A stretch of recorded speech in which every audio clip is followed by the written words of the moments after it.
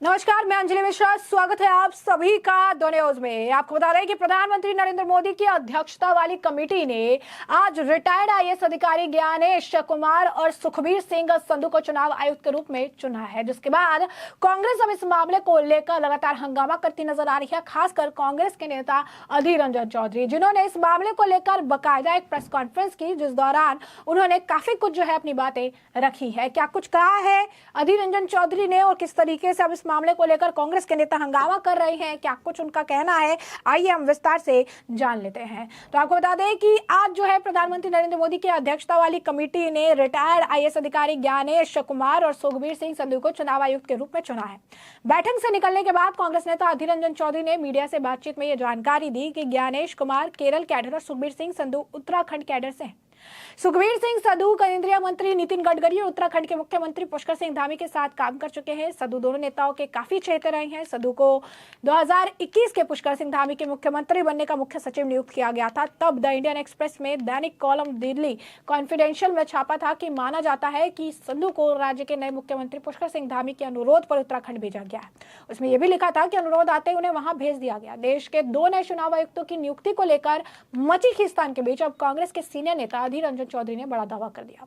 प्रधानमंत्री नरेंद्र मोदी और कानून मंत्री अर्जुन मेघवाल के साथ मीटिंग के बाद अधीर रंजन चौधरी ने कहा कि नए चुनाव आयुक्तों के लिए ज्ञानेश कुमार और सुखबीर संधू का नाम तय किया गया है।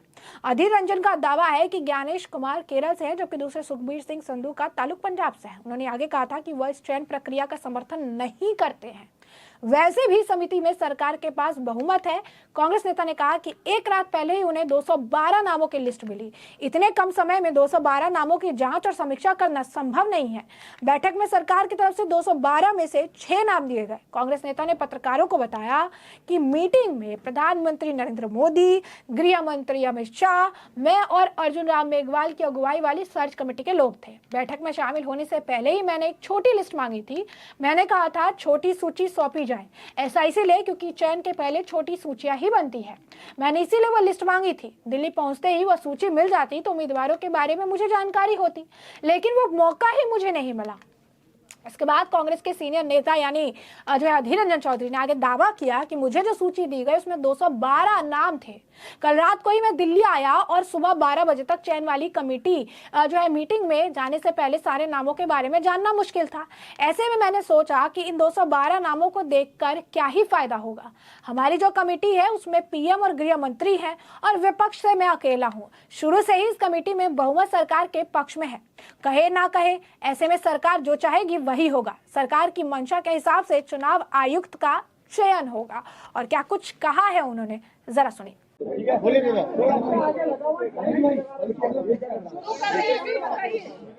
दादा बाकी नाम क्या थे वो भी बता दीजिएगा।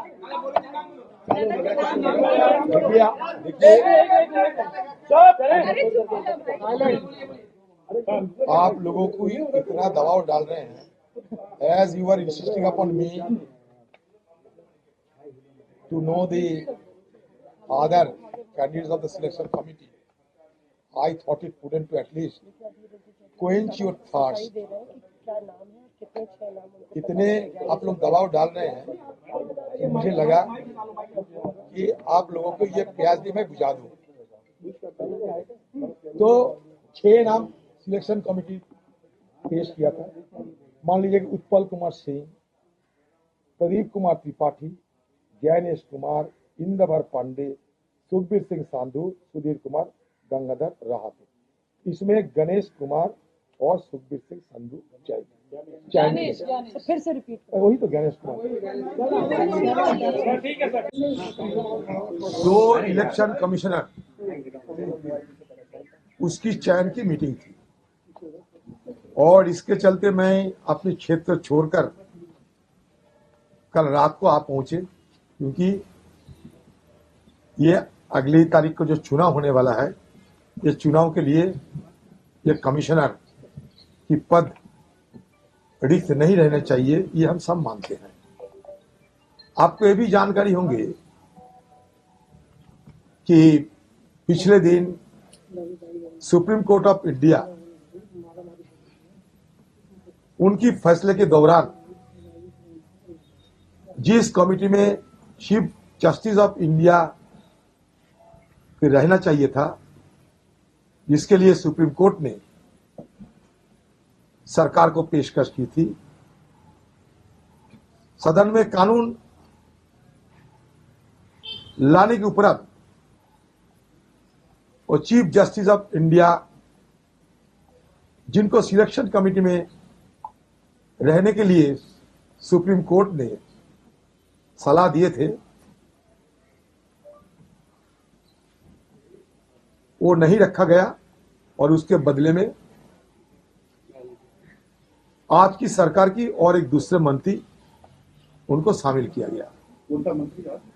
दूसरा मंत्री अमित शाह जी, प्रधानमंत्री अमित शाह जी, मैं और जो सर्च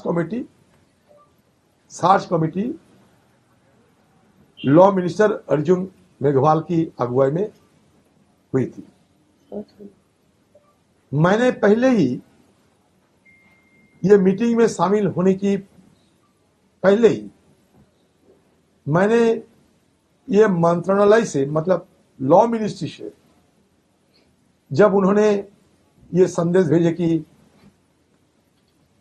चयन की मीटिंग होगी, सिलेक्शन कमेटी की मीटिंग होगी, तो मैंने पहले ही एक शॉर्ट लिस्ट मंगा था। मतलब एक शॉर्ट लिस्ट, मतलब छोटा सा सूची हमें सौंपा जाए, क्योंकि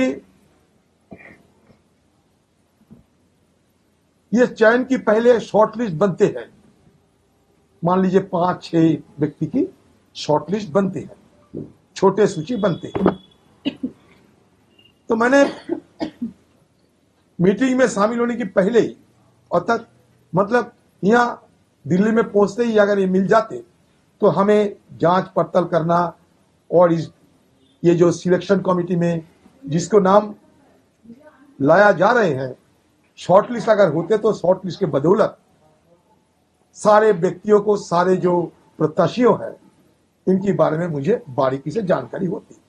तो जैसा कि आपने सुना कि चुनाव आयुक्त को लेकर जो है वो उन्होंने बयान दे दिया, जहां पर वो कहते नजर आए कि किस तरीके से चीजें देखने के लिए मिली है और सारी बातें जो है देखने के लिए मिली है। जैसा कि हमने आपको बताया भी कि ज्ञानेश कुमार कहां से हैं, और साथ ही साथ हमने आपको इनके बारे में भी जानकारी दी है कि सुखबीर सिंह संधू जो है उनके बारे में क्या कुछ कहा जा रहा है। वही नहीं, आपको बता दें कि अरुण जो है गोयल वो लाइटनिंग स्पीड से आए और डिजिटल स्पीड से चले गए, ऐसा भी अधीर रंजन चौधरी ने आगे कहा। उन्होंने कहा कि अरुण गोयल की नियुक्ति के समय सुप्रीम कोर्ट ने कहा था कि उनका अपॉइंटमेंट लाइनिंग स्पीड यानी रोशनी की रफ्तार जैसे तेज से संदर्भ में हुआ था, वो लाइटनिंग स्पीड से और डिजिटल स्पीड से चले गए और दिक्कत बढ़ा दी।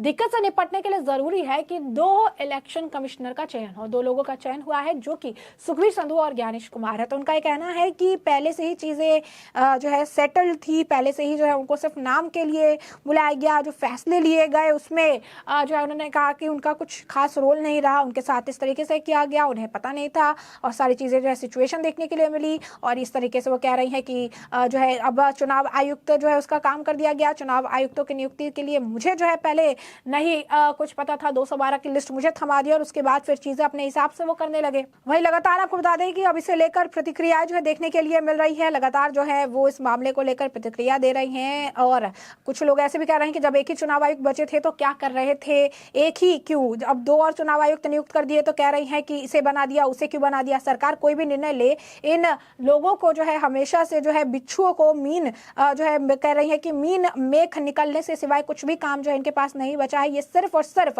इस तरीके के बयान देते हैं, इस तरीके की चीजें कहते हैं, गलत तरीके की चीजें फैलाते हैं और ये बात जो है लोग कहते हुए नजर आ रहे हैं। यानी उनका कहना है कि साफ तौर पर जो कांग्रेस कह रही है या कांग्रेस विरोध कर रही है, इसी के ऐलान से पहले अधीर रंजन चौधरी ने नाम बता दिए थे और वो कह रहे थे कि पहले से ही ये नाम तय थे, ज्ञानेश सुखबीर सिंह के नाम पहले से जो है तय है चुनाव आयुक्त में, अब इसे लेकर वो कहा जा रहा है। तो वहीं दूसरी तरफ अगर आप कहेंगे कि लगातार जो है बयानबाजियों का दौर भी देखने के लिए मिल रहा है, क्योंकि अब जो 2 नाम सामने आए हैं, कहा जा रहा है कि इसे पहले ही चुन लिया गया था सिर्फ और सिर्फ इस वजह से क्योंकि उसमें एक हिस्सा थे अधीर रंजन चौधरी, उन्हें सिर्फ नाम थमाया गया था, वो भी 212 लोगों का नाम, जिनके बारे में वो नहीं जान पाए क्योंकि 12 बजे ही उनको इसके बारे में जो है पूरी जानकारी देनी थी। तो उन्होंने कहा कि इस समिति में सरकार के पास बहुमत है।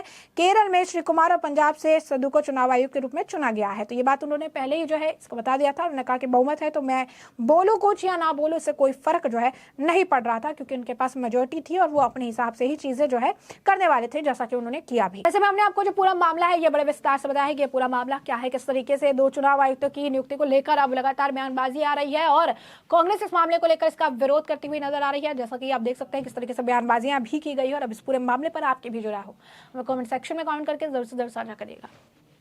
धन्यवाद।